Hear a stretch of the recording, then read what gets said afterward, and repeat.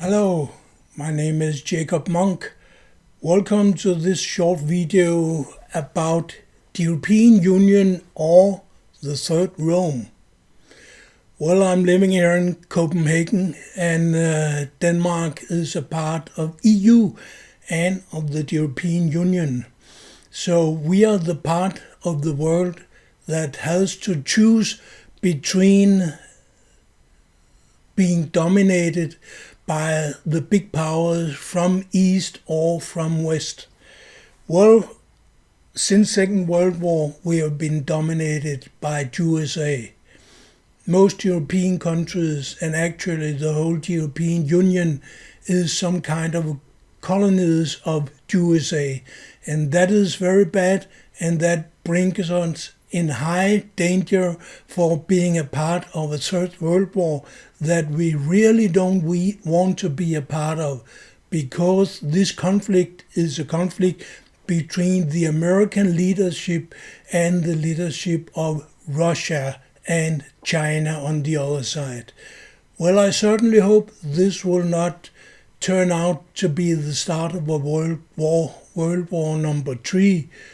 But this is not the only thing I have to worry about. Here in Denmark, there are living around 6,000 Russians. And these Russians, they are very nice people. I agree with them about most issues, also political issues. But there is something I certainly don't agree with the Russians about. And that is the concept of the Third Rome. You know, the Third Rome is the Russian Orthodox idea of orthodoxy as a world religion, as the future religion of humanity. This idea of Moscow being the Third Rome, it was developed by a Russian monk. It happened in 1523 when he wrote a book, and this man was called Philophi. And this concept with the Third Rome, that is Russia being the Third Rome and especially Moscow being the Third Rome, because the first Rome was what we are calling Rome today, the main seat of the Roman Catholic Church. The second Rome was the Rome that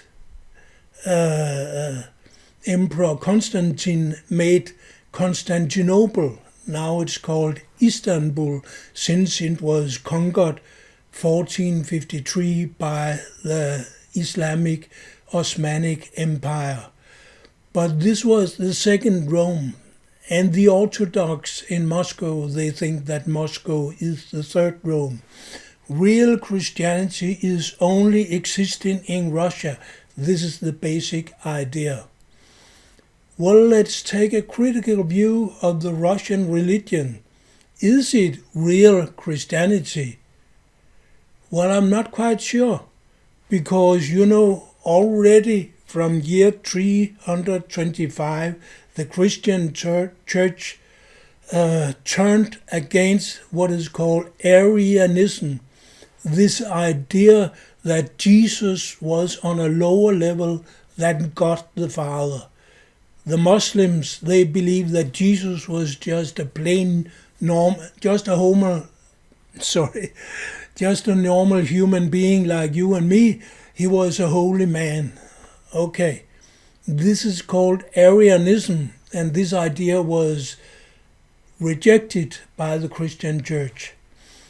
But the Orthodox Church in Russia, they believe that the Holy Ghost, the word filioque, it was from the Confession of Faith being decided around year 500 and accepted by the Pope. Well, this word filioque, that the Holy Ghost is coming also from the Son, not only from God Father, but also from God Son. They really reject that in Moscow.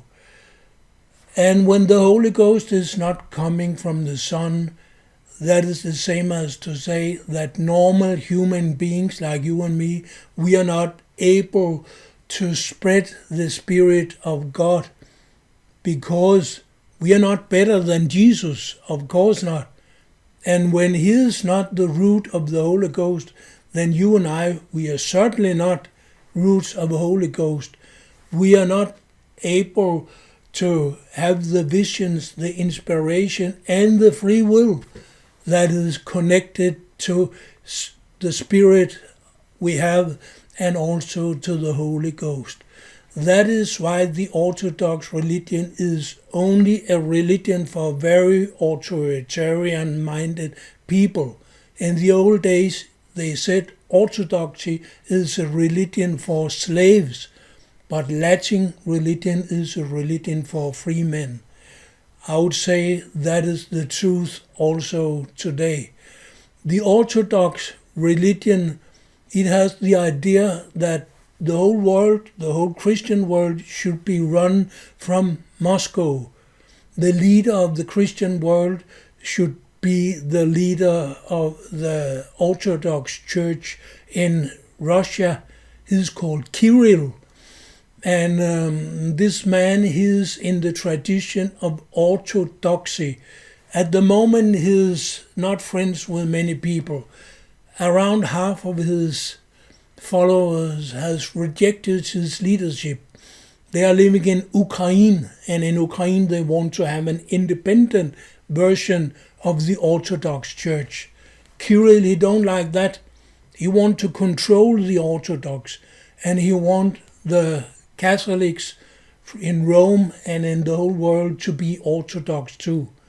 You have to understand there are around 200 million Orthodox people all over the world, and there are 1.3 billion Catholics all over the world.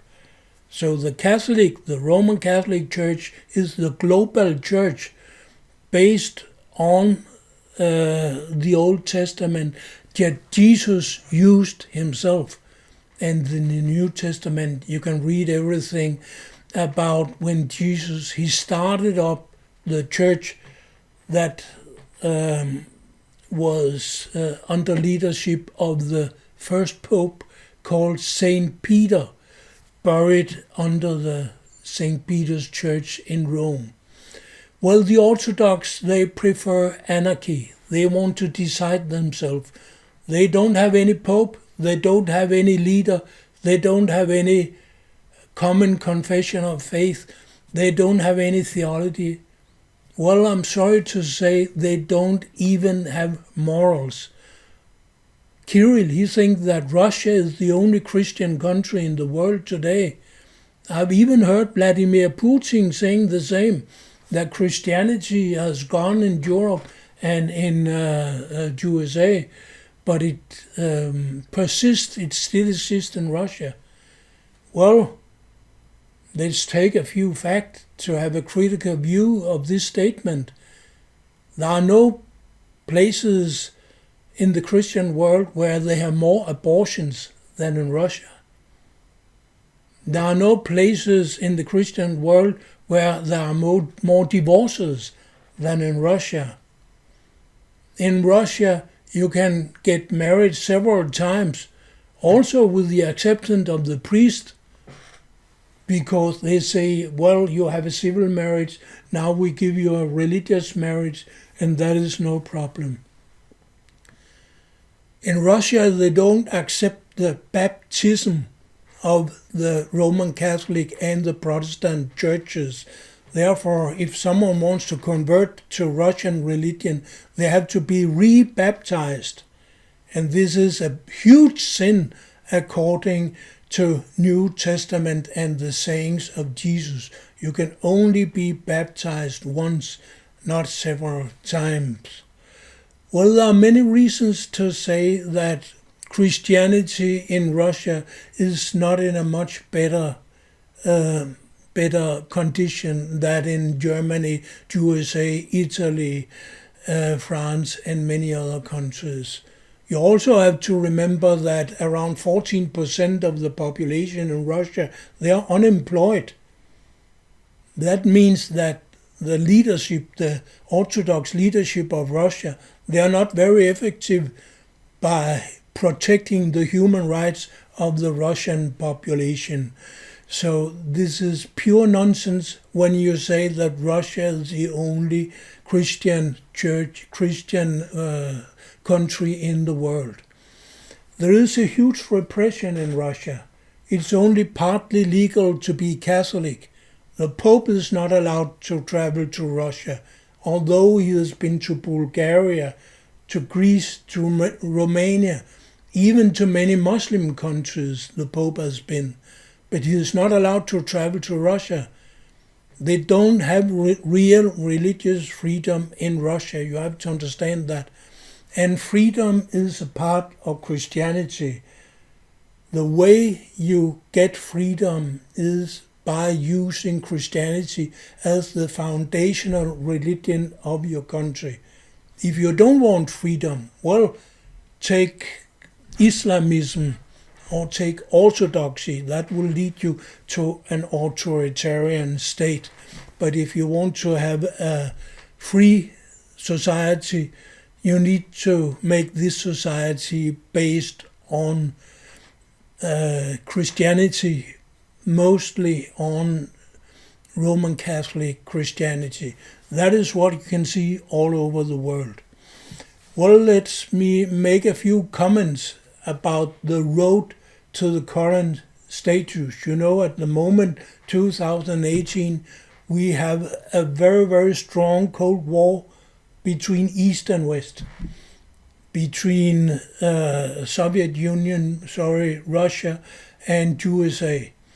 And this conflict is threatening to develop into a global war, and that could be the end of civilization as such.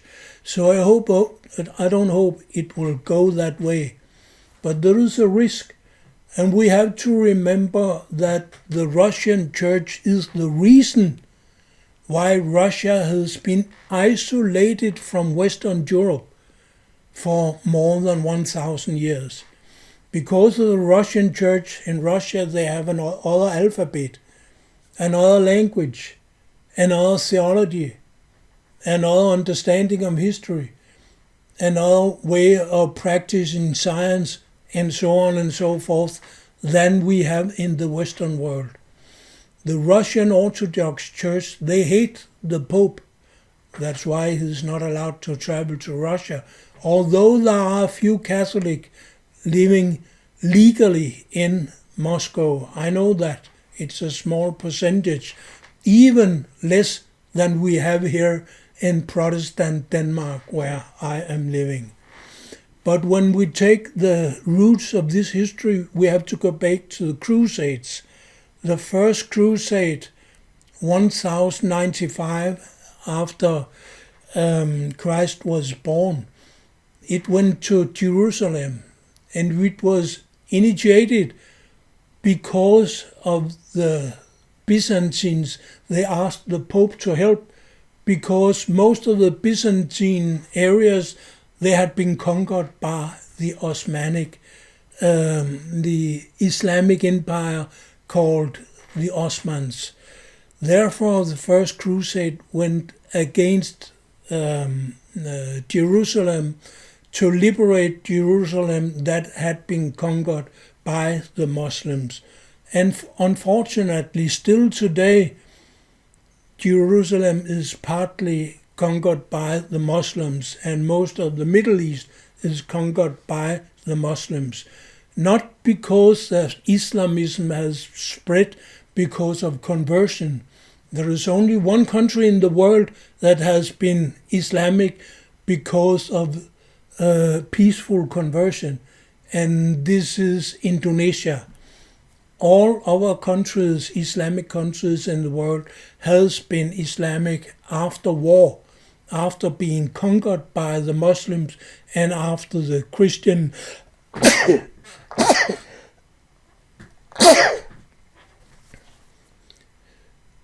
and after the Christian people had been forced to convert to Islamic faith.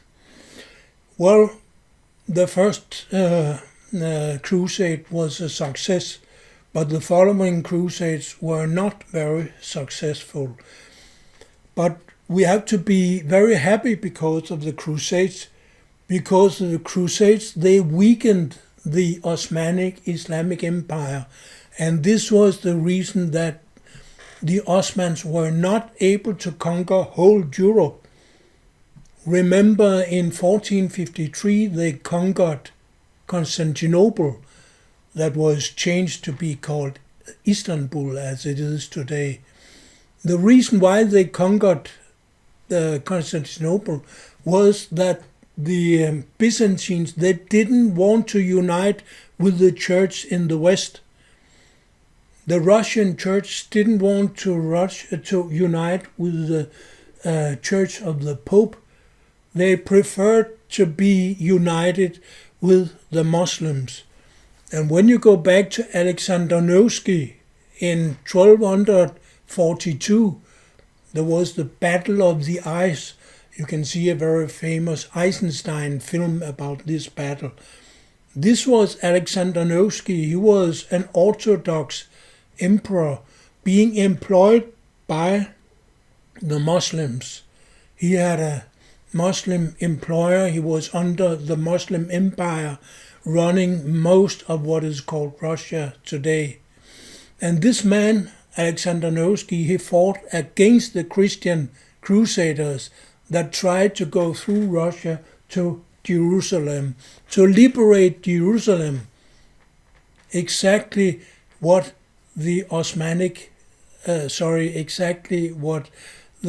Orthodox leaders had asked the Pope to do. That is what these crusaders tried to do, but they were met by force and they were killed by the Orthodox armies. So therefore it was not successful to defend Constantinople in 1453.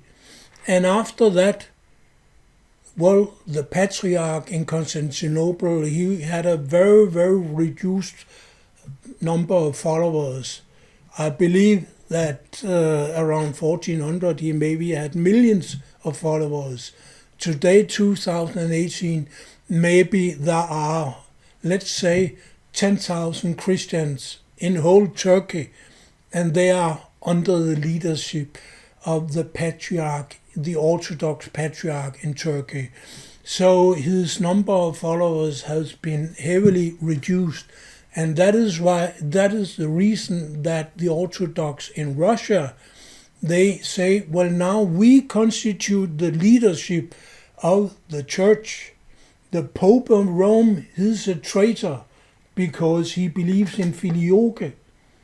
And the second Rome, called Constantinople, it was conquered by the Muslims. So now the third Rome, it is Moscow, and this is the last place of Christianity. And therefore Moscow is the most important town in the whole Christian world. And every Christian in the world have to be a follower of the religion leading the Russian Orthodox Church in Russia. Today, the leadership of the church could be constituted by Kirill. He wants to be the new global pope. He don't accept the pope in Rome because he say the pope in Rome, he believes in filioque, and therefore he is a heretic. A heretic.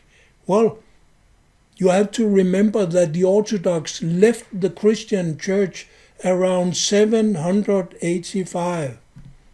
Around 785, after the Seventh Council, the Seventh Ecumenical Council of the Christian Church.